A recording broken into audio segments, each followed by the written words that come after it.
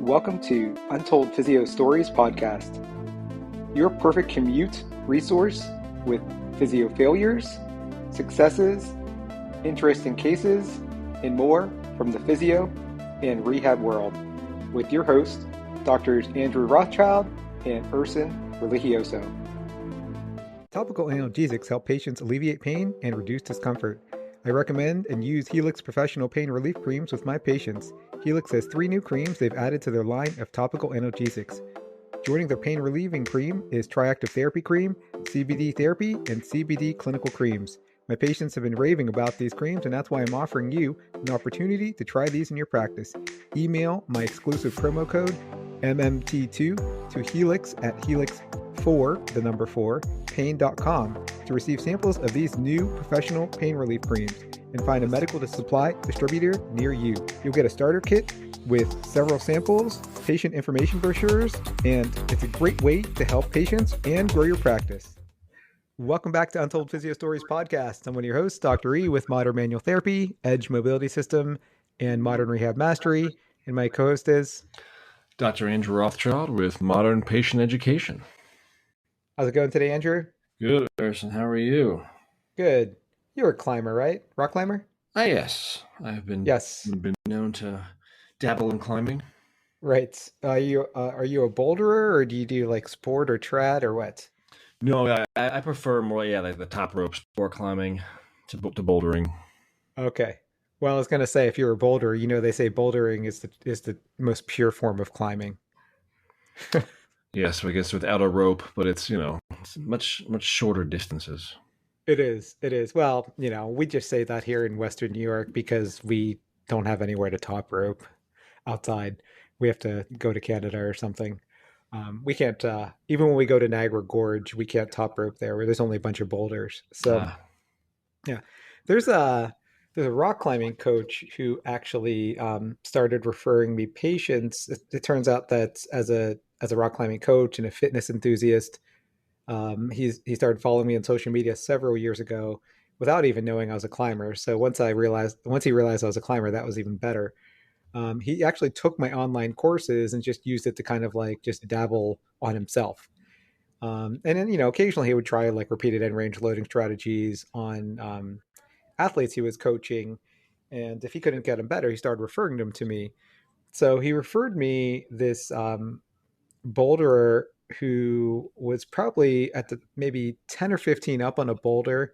And if you've never actually bouldered outside, it's pretty scary the first couple times you do it, when you just have to fall backwards in hope that your spotter pushes you onto your crash pad, Yeah, I've never done it outside, thankfully. Yeah, well, I've seen people just miss the crash pad, land flat on their back, have the wind knocked out of them. Um, but this kid in particular, he fell from 10 feet up. He missed his pad, and he landed on with his right or left leg. I think it was his right leg, completely in extension. So he just totally, he dislocated his patella. Oof. And he had a tibial fracture. Hmm. So after his he still had a partial fracture by the time he was referred to me. He had been in and out of therapy.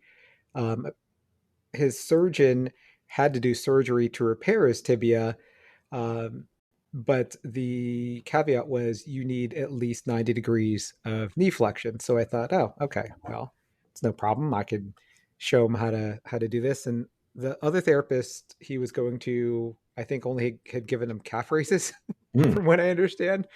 So I thought, oh, this is going to be pretty easy. So we had to do this all virtually because he was in California, and he only had maybe 50 to 60 degrees of knee flexion.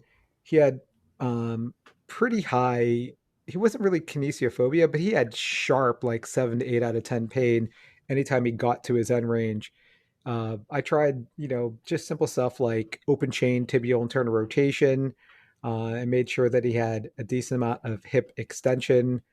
And I also tried like weight bearing in a lunge, but he couldn't really tolerate that because I thought maybe if he started like way back, almost almost like if you can imagine with his right leg, right knee extended and his heel on the ground to put his foot flat and then kind of lunge into that. I thought that that would be kind of like changing the pattern. Mm-hmm. Um, Instead of just only doing like because he had only been doing with a stretch strap, like trying to pull his leg toward him, trying to pull his leg toward him. But the whole of the problem is the whole of the time he's not like doing passive stretching.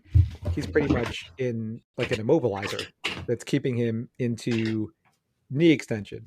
So the one of the first things I had to have him do was kind of reduce his fear of the pain. Again, he didn't have a lot of kinesiophobia, but he really was just thinking that the pain would equal damage. So I had him read Greg's book. That pretty much put him at ease.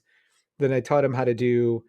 I for the second session, I sent him some edge bands because it turned out that open chain tibial internal rotation helped him get to maybe about 70 degrees with significantly less pain, maybe only about 2 out of 10 pain. So I gave him that for about a week. We followed up about a week later. He consistently had about 70 degrees. I was hoping it would be more. At this point, I was thinking, oh, maybe he actually has a contracture because I think he had been like this maybe at least 6 weeks, but he only had, I think, 4 weeks, 4 to 5 weeks before the surgeon wanted to do surgery. Um, so for the next visit, I actually had the climbing coach, who again has been following me for at least 6 or 7 years, come to his house so he could actually be my hands. Oh, cool. Um, yeah, yeah. So he's familiar with all my techniques. I had him do a combination of tibial internal rotation and femoral external rotation, and he was banded actually in his tibia and his femur. That got him to about 80 degrees. We tried some side glides as well. That helped reduce some pain, but he was still kind of stuck at 80 degrees. But at this point, he was able to do that lunge. So he was able to start with his maybe his knee probably at about maybe it's 100 degrees, or not 100 degrees. I'm sorry. I'm trying to think now. It's this 90. Yeah, he's probably about like 30 degrees away from extension and then kind of lunge into that while the climbing coach kind of overpressured him. And at the point where he felt the most amount of pain, so again, instead of having 7, 8 out of 10 pain the whole way through the motion, he would only have it at end range. So then I taught him diaphragmatic breathing only at end range. And after about like a minute of diaphragmatic breathing at end range, he was able to just stay loaded in that position with a little bit of overpressure and reduce it to just 1 or 2 just by tuning down his nervous system. So the next visit, the last thing that I tried is to have the climbing coach push him in prone and internally rotate his tibia. And for whatever reason, I don't know if it was changing the pattern because he had always been stretching upright and doing knee flexion and hip flexion, which you think would be easier. But there was something about prone where he was able to get to at least 90. And I don't know if he was also able to stretch himself easier with the stretch strap. So after a couple weeks of that, I didn't hear from him for a while. So I wasn't sure how it went. I just kind of left it at like, oh, let's just try it in prone for a while. And, you can always switch up to side lying or go back into the lunge and just kind of mix it up and just continue to repeatedly stretch throughout the day and walk around as much as you can. And the next thing I was like, 2 days before the surgery was scheduled, I just texted him and said, "How you doing?" He's like, "Oh, I have 120 degrees of knee flexion," Oh, wow. and he was stuck like below 90 for 3 weeks, and I was like, "Oh man, he's just barely going to get there." But there was something about the prone and maybe potentially having someone else push you. I think like he really needed someone someone else to do it. Like Yeah. when you're pushing yourself into pain, no matter all the modulatory techniques I gave him, I feel like maybe he was just someone that needed, maybe he could relax better when someone else is doing it. Yeah. But either way, that I was shocked, and he had surgery, then he went back in network because he didn't need my services anymore. So that's my story. No, I think it's just goes to show, like, that there is something to sometimes someone else doing it, even if it's a seemable self type treatment. It's kind of like I tell people sometimes, like sometimes it's like you can't tickle yourself, you know. So sometimes someone else doing something to you, there's something extra to that for whatever reason that seems to be helpful. For sure. Just like how you can't manipulate your own upper thoracic spine. It's very hard to. It's difficult. Yeah. Yeah. All right, Andrew, where can people find you? People can find me Twitter, Instagram at a Rothschild PT, and of course, Modern Patient Education, Modern Rehab Mastery, And maybe teaching modern manual therapy courses. and maybe. All right. So if you guys have any interesting stories or physio failures, or even funny physio stories, make sure to reach out to Andrew and I on social media. And also, please share the podcast and rate us 5 stars wherever you listen to podcasts. Untold Physio Stories is now sponsored by MyPT Insurance. Insurance just got easier.